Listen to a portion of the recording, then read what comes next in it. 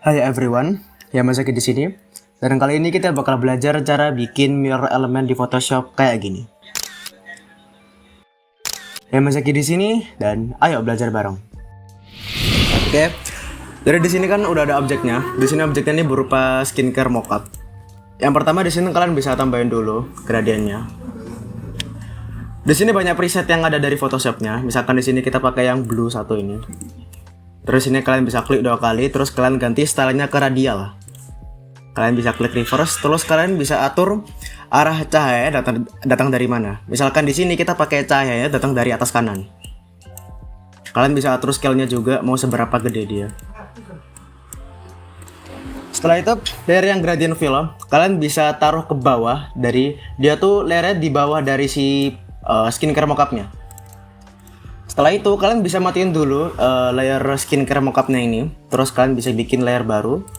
Kalian bisa sebenarnya di sini opsional banget ya, karena mirror element itu gak harus pakai ellipse atau silinder, bisa juga kayak misalkan persegi gini bisa, atau mungkin kalian mau pakai triangle pun juga bisa. Tapi sebagai contohnya di sini, saya bakal pakai yang ellipse tool aja. Setelah itu di sini warnanya terserah, karena ujungnya nanti kita bakal kasih gradient. Misalkan kita bikin layer baru, terus kita bikin oval kayak gini. Nah, setelah itu, misalkan ini saya taruh tengah dulu. Nah, kalau misalkan udah, kalian bisa klik 2 kali di sini, di layerannya. Nanti dia bakal kebuka blending option kayak gini. Setelah itu kalian ke gradient overlay. Nah, di sini kalau misalkan kalian setting warnanya, yang bagian terang kan sebelah kiri nih. Nah, sebelah kiri ini kalian ambil warna terangnya. Nah, setelah itu bagian gelapnya kalian ambil warna paling gelapnya di sini. Ya pokoknya gitulah gampang. Setelah itu scale-nya bisa kalian atur lagi seperti biasa. Misalkan di sini kita pakai segini aja udah cukup. Terus di sini angle-nya sesuaiin sama arah cahayanya. Kalau udah, di sini kalian bisa centang yang drop shadow.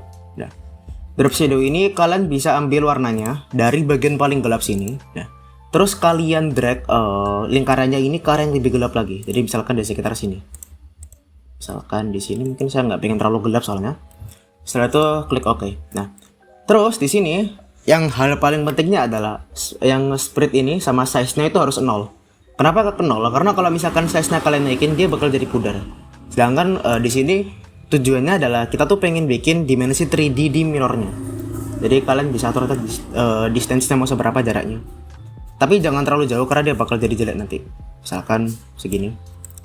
Angle-nya kalian atur aja misal kayak gini.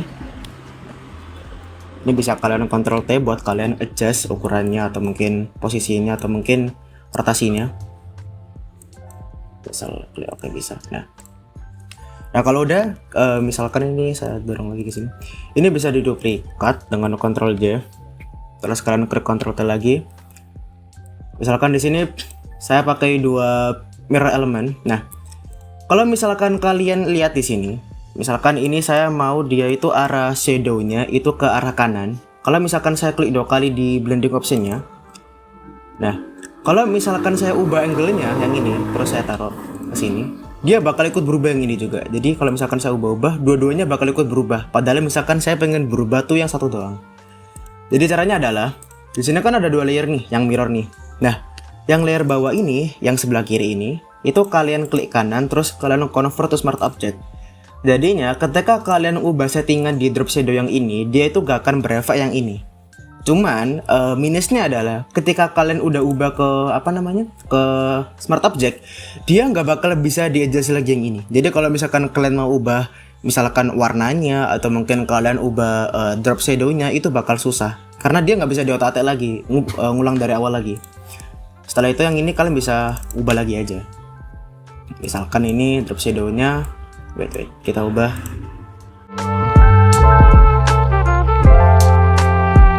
Kayak misalkan kalau udah gini.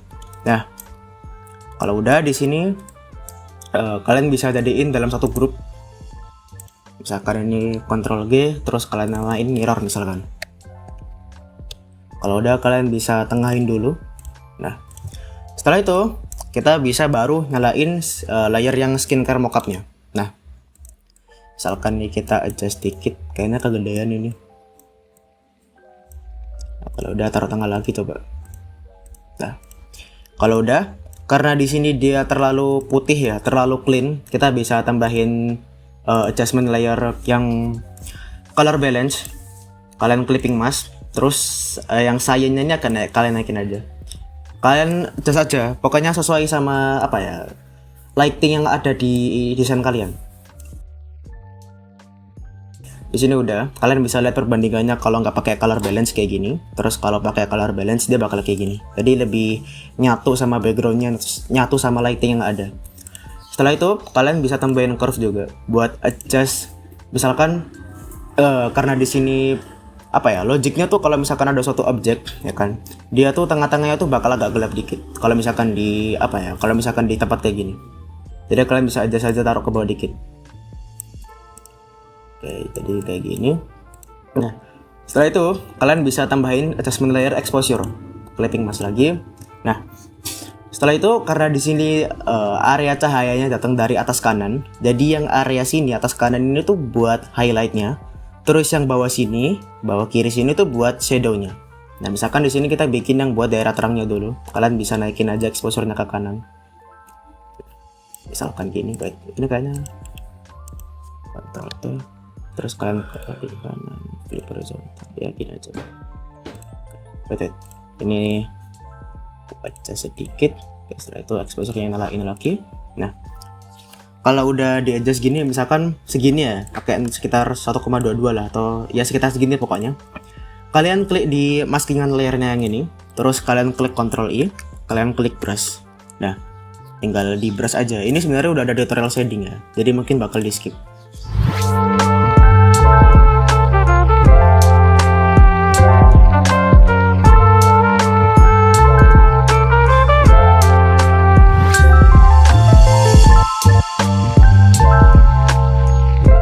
Kalau misalkan kalian udah shading objek kalian, ya kan, di sini kan udah nih. Jadi ini kalau misalkan sebelum di shading, wait. Nah, terus kalau misalkan udah di shading dia bakal lebih nyatu sama backgroundnya. Nah, misalkan di sini kita bisa namain objek. Nah, setelah itu kalian bisa duplikat objeknya. Karena kan kalau misalkan ada kaca di sekitarnya kayak gini, logisnya adalah dia bakal ada refleksi di kacanya. Jadi kita bisa duplikat. Terus objek yang bawah ini kalian bisa jadiin image aja. Kalian klik Ctrl E, otomatis dia bakal jadi layer image, bukan sebagai grup lagi. Setelah itu kalian bisa clipping mask ke mirrornya, nah, seperti ini. Kemudian tinggal kalian Ctrl T dan kalian geser aja ke, misalkan saya mau yang sebelah kiri dulu. Nah, tinggal kalian adjust saja segini. Nah, setelah itu, di sini kalian bisa tambahin maskingan, atau enggak mungkin kalian bisa convert to smart object gitu. Kemudian karena di sini dia jaraknya mungkin terlalu dekat ya, jadi kalian bisa tambahin Gaussian blur, filter, terus ke blur, Gaussian blur. Blurnya nggak perlu terlalu gede banget karena di sini jarak antara kaca sama objeknya itu nggak terlalu jauh. Kecuali kalau misalkan jaraknya benar-benar jauh, baru kalian bisa bikin blurnya tuh gede. Misalkan di sini kita pakai 4,2 cukup kayaknya. Setelah kalian tambahin Gaussian blur, di sini kalian bisa tambahin maskingan layer. Terus karena di sini dia ada yang offset, dia ini kena di bagian belakangnya juga. Kalian bisa ke layer maskingannya ini, terus kalian klik E buat erasernya. Terus kalian ganti ke hard round, ya kan? Terus kalian kecilin aja, terserah mau seberapa, misalkan segini. Opacity-nya harus 100. Nah, setelah itu kita baru hapus aja tipis-tipis. Wait, misalkan mungkin smoothing-nya bakal saya naikin aja biar bisa lebih smooth.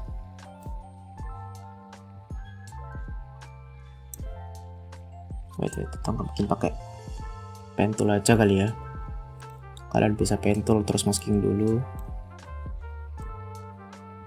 biar hasilnya dia lebih rapi.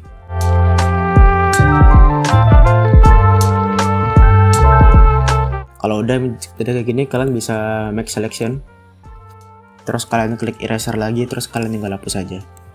Terus kalau mau ngilangin selectionnya ini kalian Ctrl D aja, jadinya dia kayak gini. Nah, kalau misalkan ini opsi doang ya, ada beberapa orang tuh yang dia tuh dipudarin juga, jadi kayak gini kira-kira soft round, terus gedein lagi, ini turunin opacity-nya 20% lah.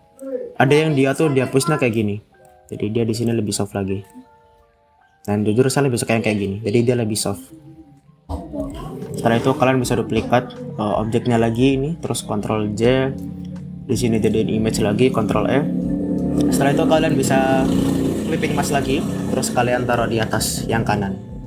Jadi dia kayak gini. Nah, setelah itu centang misalkan seperti biasa, klik kanan dulu, kemudian convert to smart object. Dan ini stepnya sama kayak tadi, misalkan tambahin blur lagi, Gaussian blur, kalian klik OK, kemudian klik maskingan toh. Nah, karena di sini dia gak ada yang melewati garis minornya, jadi kalian nggak perlu hapus kayak tadi yang awal. Terus misalkan di sini kalian tinggal klik eraser, terus hapus tipis-tipis saja di bagian pinggirnya. Kalau udah, dia bakal kayak gini jadinya.